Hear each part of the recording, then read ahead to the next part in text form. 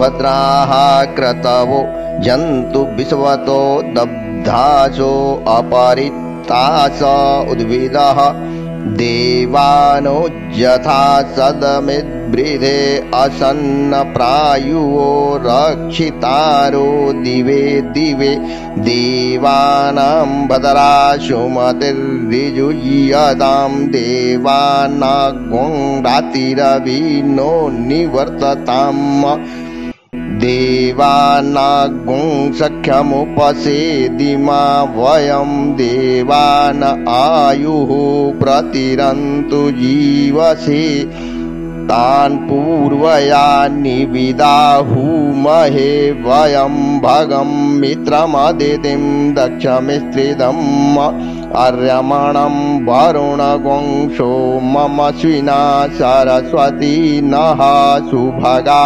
मयस्करत तन्नो वातो मयो भुवातु भेखजं तन्माता पृथिवी तत्पिता द्यौः तद्ग्रामाणः सोमसुतो मयो भुवस्तदश्विना श्रेणुतं धेष्ण्याजुवम् तमीशानं जगतस्तसुखस्पतिं धियं जिन्वमवसे हूमहे वयं पूखानो यथा वेदसामसद्वृधे रक्षिता पायुरदब्धः स्वस्तये स्वस्ति न इन्द्र वृद्धसर्वाः स्वस्ति नः पूखा विश्ववेदाः स्वस्ति नस्तारक्ष अरिष्टानेमिः स्वस्ति नो बृहस्पतिर्दधातु त्रिखदस्वा मरुतः पृश्निमातरः शुभं यावानो विदथे खुजगमयः अग्निर्जिह्वा मनवः शूरचक्षसो विश्वे नो देवा अवसागमन्निः भद्रं कर्णेभिः शृणुयाम देवा भद्रं पश्येमाक्षभिर्यजत्राः स्थिरैरङ्गैस्तुष्ट्वा गुंसस्तनूभिर्व्यसेमहि देवहितं यदायुः शतमिन्नु शरदो अन्तिदेवा जतरा नश्चकरा जरसन्तनुन्नाम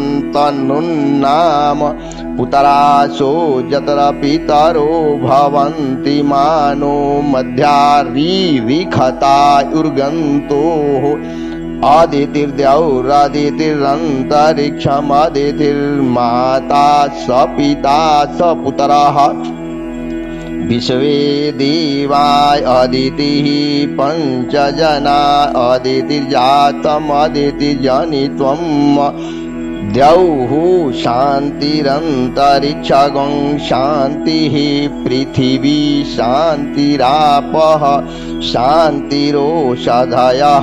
शान्तिः वनस्पतयः शान्तिर्विश्वे देवाः शान्तिर्ब्रह्म शान्तिः सर्वगं शान्तिः शान्तिरेव शान्तिः सामा शान्तिरेधि जतो जतः समीहसे ततो नो अभयं कुरु सन्नः कुरु प्रजाभ्यो भयन्नः पशुभ्यः सुशान्तिर्भवतु सुशान्तिर्भवतु सर्वरिशान्तिर्भवतु। ओम श्रीमन्महागणाधिपतये नमः। लक्ष्मी नारायणाभ्यां नमः। ओम उमामहेश्वराभ्यां नमः। ओम वाणी हिरण्यगर्भाभ्यां नमः। ओम शचिपुरन्दराभ्यां नमः। ओम मातृपितृचरणकमलेभ्यो नमः। ओम इष्टदेवताभ्यो नमः। ओम कुलदेवताभ्यो नमः। ओम ग्रामदेवताभ्यो नमः। ओम वास्तुदेवताभ्यो नमः। ओम स्थानदेवताभ्यो नमः। ओम सर्वेभ्यो देवेभ्यो नमः। ओम सर्वेभ्यो ब्राह्मणेभ्यो नमः। ओम सिद्धिबुद्धिसहिताय श्रीमन्महागणाधिपतये नमः। सुमुखस्य एकदन्तस्य कपिलो गजकर्णकः लम्बोदरस्य विकटो विघ्ननाशो विनायकः धूम्रकेतुर्गणाध्यक्षो भालचन्द्रो गजानन द्वादशैतानि नामानि यः पठेत् शृणुयादपि विद्यारम्भे विवाहे च प्रवेशे निर्गमे तथा संग्रामे संकटे चैव विघ्नस्तस्य न जायते शुक्लाम्बरधरं देवं शशिवर्णं चतुर्भुजं प्रसन्नवदनं ध्यायेत् सर्वविघ्नोपशान्तये अभीप्सितार्थसिद्ध्यर्थं पूजितो यः सुरासुरैः सर्वविघ्नहरस्तस्मै गणाधिपतये नमः सर्वमङ्गलमङ्गल्ये शिवे सर्वार्थसाधिके शरण्ये त्र्यम्बके गौरी नारायणी नमोऽस्तुते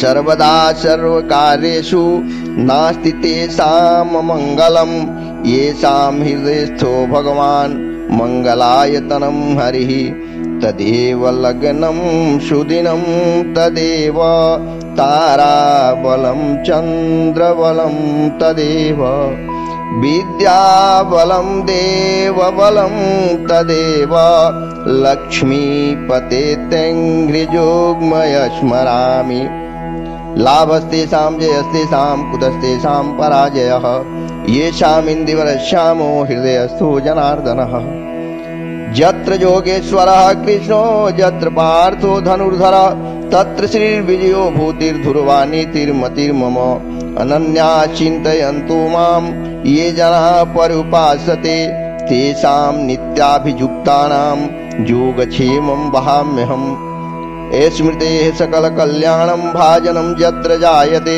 पुरुषं तमजं नित्यं व्रजामि शरणं हरिं सर्वेष्वारम्भकार्येषु त्रयस्त्रीभुवनेश्वरा देवादिशन्तु न सिद्धिं ब्रह्मेशा न जनार्दना विश्वेशं माधवं ढुण्ढिं दण्डपाणिं च भैरवं वन्दे काशीं गुहां गंगां भवानीं मणिकर्णिकाम् वक्रतुंड महाकाय कोटिसूर्यसमप्रभ निर्विघ्नं कुरु मे देव सर्वकार्येषु सर्वदा।